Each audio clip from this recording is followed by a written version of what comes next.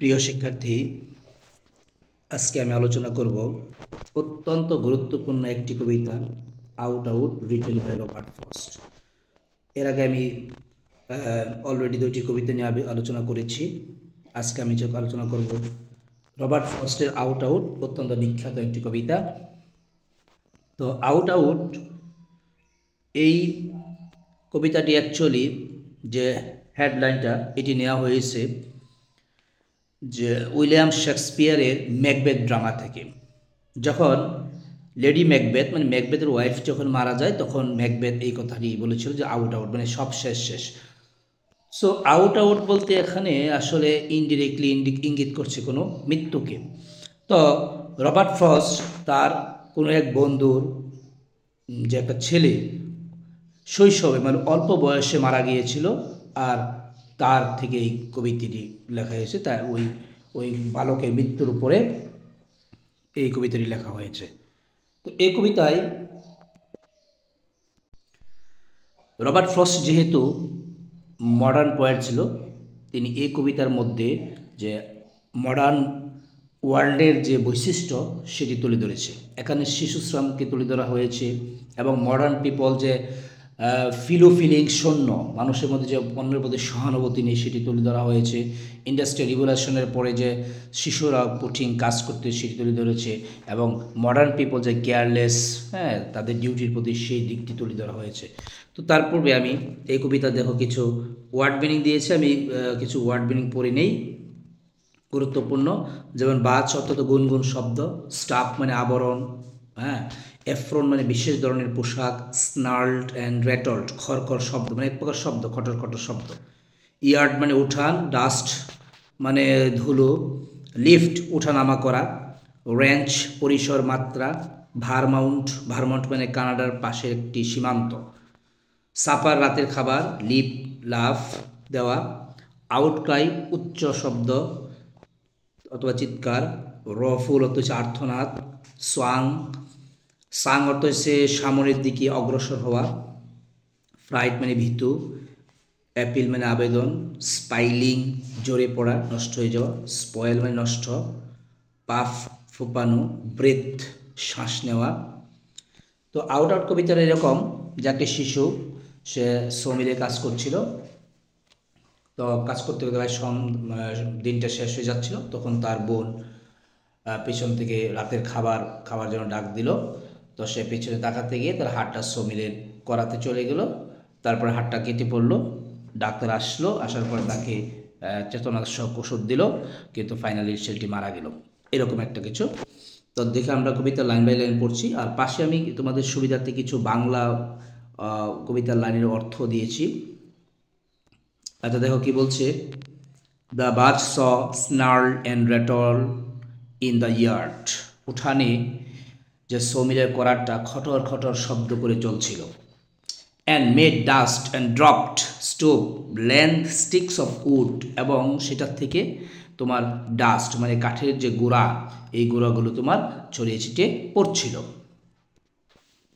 Sweets and staff when the bridge drew across, যখন এটা দিয়ে বাতাস চলে যায় সমিলের উপর দিয়ে, তখন যেন একটা সুন্দর গন্ধ, কাঠের টুকরা বা কাঠের যে সুন্দর গন্ধ ছড়িয়ে দিয়ে যায়।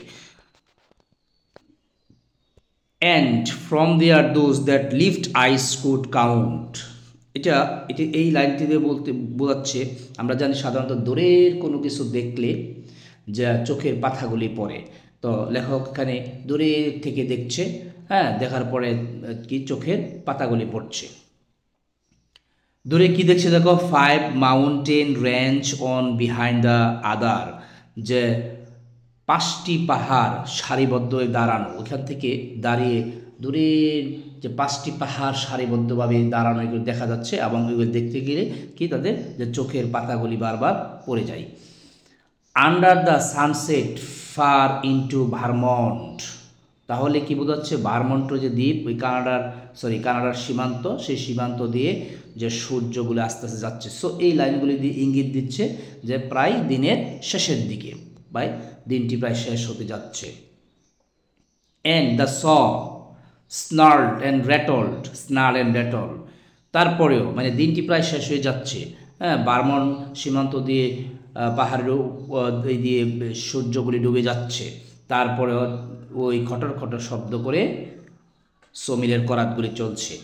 অ্যাজ ইট রেন লাইট মানে আলো কমে যাচ্ছে, মানে দিনটি শেষ হয়ে যাচ্ছে, সন্ধ্যা আসতেছে। Or had to bear load মানে আস্তে আস্তে যে দিনটি ভারী হয়ে যাচ্ছে, মানে অন্ধকার পড়ে আসছে। তারপরে দেখা বলছে অ্যান্ড নাথিং হ্যাপেন্ড কোন কিছু ঘটলো না, অস্বাভাবিক বা স্বাভাবিক কোনো কিছু ঘটলো না, স্মুথলি দিনটি শেষ হয়ে যাচ্ছে। ডে ওয়াজ অল বাট ডান প্রায় দিনটি শেষ হয়ে যাচ্ছে, শিশুটি যে কাজ করছে প্রায় দিনটি শেষ হয়েছে, কোনো কিছু অস্বাভাবিক কিছু ঘটলো না। কল ইট এ ডে তোমরা এটাকে দিন বলতে পারো। I wish they might have said আমার ইচ্ছা তারা বলবে, যে কর্তৃপক্ষ বলবে, to please the boy by giving him the half hour, যে ছেলেটাকে আধা ঘন্টা কী করো ব্রেক দাও, আধা ঘন্টা ছুটি দাও, বা আধা ঘন্টা আগে ছুটি দাও, বা আধা ঘন্টা ব্রেক দাও। That a boy count so much when save from work, যা একটি শিশু তার সময় থেকে আধা ঘন্টা বেঁচে গেলে, আধা ঘন্টা আগে ছুটি দিলে সেটা অনেক বড় মনে করে, না আনন্দের বিষয় মনে করে।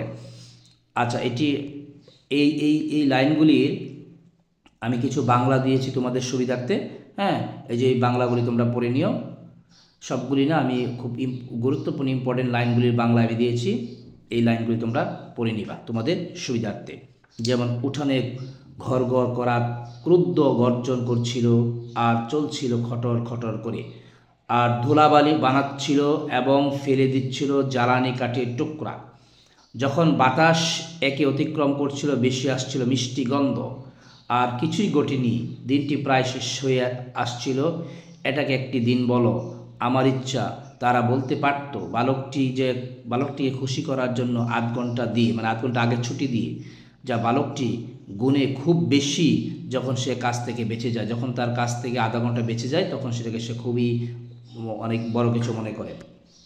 তারপর দেখি বলছে his sister stood beside him in her apron, তার সিস্টারটা অ্যাপ্রনে বিশেষ ধরনের পোশাক পরে তার পাশে দাঁড়িয়ে বলল, টু টেল দেম সাপার, তাদেরকে বলল রাতের খাবার। এখানে দেম কেন বলা হচ্ছে, কারণ এখানে দেম তাদের পাশে যারা ছিল, হ্যাঁ, সবাইকে বলল, যাদের আর পাশে যারা কাজ করছিল সবাইকেই বলল যে সাপার রাতের খাবার। অ্যাট দ্য ওয়ার্ড এই কথাটা শুনে দ্য স করা, as if to prove saws knew what supper mean, যেন মনে হচ্ছে সে প্রমাণ করতে চায় সে জানে সাপার কি।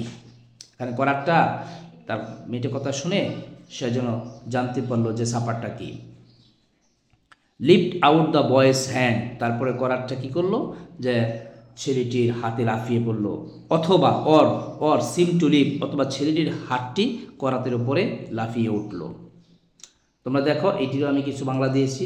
অ্যাপ্রন গায়ে তার বোন পাশে দাঁড়িয়েছিল, তাদেরকে ডাকতে রাতের খাবার। এটা শুনে করারটি যেন করার জানে রাতের খাবার মানে কি তার প্রমাণে বালকটির হাতে লাফিয়ে উঠেছিল, অথবা মনে হলো লাফিয়ে উঠেছিল বালকের হাত। এরপরে দেখি বলছে he must have given the hand, তাকে যখন অবশ্যই হাতটি দিতে হবে। হাউবার ইট ওয়াজ, যাই হোক তাই হলো। নাইদার রিফিউজ দ্য মিটিং বলতে এখানে একত্রিত করা, তার হাতটিকে আর একত্রিত করা যায়নি। বাট দ্য হ্যাড, কিন্তু হাত। দ্য বয়েস ফার্স্ট আউটক্রাই ওয়াজ এ রফুল লাফ, বয়েস প্রথমে একটা হাস্যকর আত্মচিৎকার দিল সে। As he swung towards them holding up hand, যখন সে হাতটি ধরে সামনে অগ্রসর অন্যদিকে যাচ্ছিল তখন সে একটা আত্মচিৎকার, হাস্যকর আত্মচিৎকার দিল। Half in appeal but half as if to keep, অর্ধেক মনে করো যে আছে হাতটি আর অর্ধেক না, এরকম হাতে ধরে কোনো রকম নিয়ে গেল। তারপরে দ্য লাইফ ফ্রম স্পাইলিং, হ্যাঁ, জীবন থেকে জড়িয়ে পড়ছে, জীবনটা শেষ হয়ে যাচ্ছে এরকম। দেন দ্য বয়েজ স অল, তারপরে সেটি দেখতে পেল যে since he was old enough to know, যেহেতু সে যথেষ্ট পরিমাণ প্রাপ্তবয়স্ক বোঝার জন্য, তখন সে সব কিছু বুঝতে পেল তার কি হলো, তার কি হয়েছে। হ্যাঁ, দ্য বয় বিগ বয় বলছে since he was old enough to know, যেহেতু সে বোঝার জন্য পর্যাপ্ত যথেষ্ট, হ্যাঁ, বিগ বয়, সে বড়, যথেষ্ট বড় ছেলে বোঝার জন্য। ডুইং ম্যানস ওয়ার্ক, যে কী করছে, প্রাপ্তবয়স্ক মানুষের কাজ করে। দো এ চাইল্ড অ্যাট হার্ট, যদিও হৃদয়ে সে শিশু, বাট সে বড়দের কাজ করে, সে বুঝতে যথেষ্ট পরিমাণ বুঝতে সক্ষম কি হয়েছে। হি স অল স্পয়েল, শেষ দেখলো যে সব কিছুই শেষ হয়ে গেল। Don't let him cut my hand off, সে তখন তার বোনকে বলছে যে তাদেরকে আমার হাতটি কাটতে দিও না। দ্য ডক্টর, তারপর ডক্টর আসলো। When he কেমস don't let him sister, তখন সে আবার বলছে, যখন ডক্টর আসলো তখন বলছে don't him let him sister, তাদেরকে আমার হাতটি কাটতে দিও না। আচ্ছা, এবার বাংলাদেশ কি বলছে, তাকে হাতটি দিতেই হলো, যা হোক এটা ছিল, নয়তো বা ফিরিয়ে দিল না সাক্ষাৎ। কিন্তু হাতটি যেন সে বোঝার জন্য যথেষ্ট পরিণত, বড় বালক, বয়স্কদের কাজ করে, যদিও মনে মনে সে কি একটি শিশু। সে দেখলো সব নষ্ট হয়ে গেছে, তাকে আর আমার হাতটি দিতে হয়েছে। ওকে, তারপর হলো so but the hand was gone already, কিন্তু ইতিমধ্যেই তো হাতটি চলে গেছে। The doctor put him in a dark of ether, doctor এসে তাকে কি করলো, যে চেতনাশক বা ব্যথানাশক ওষুধ দিল। He lay and puffed his lips out with his breath, তারপর সে শুয়ে পড়লো এবং পাফড মানে ফুলিয়ে ওঠা, ফুপিয়ে, মুখের দুই ঠোঁটটা ফুলিয়ে আস্তে আস্তে সে কী করলো, শ্বাস নিতে থাকলো।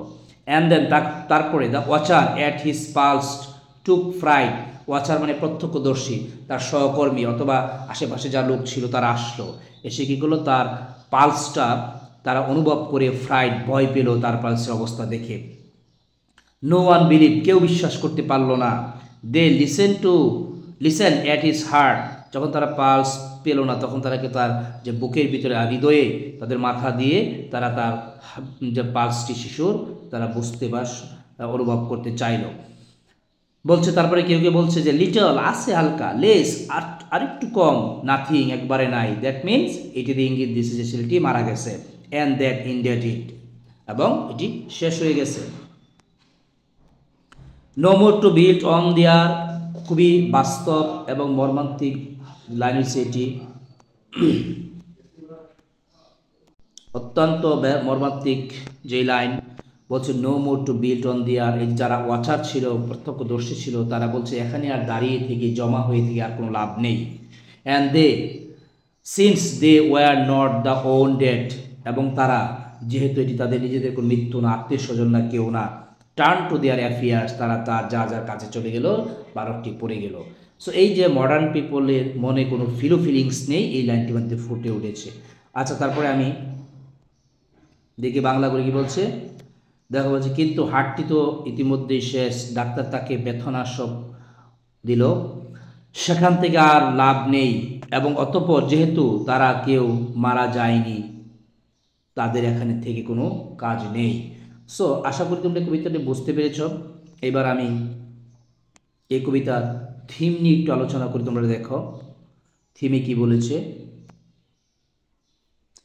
Life is very futile in the modern world, আধুনিক পৃথিবীতে জীবনটা খুবই নগণ্য।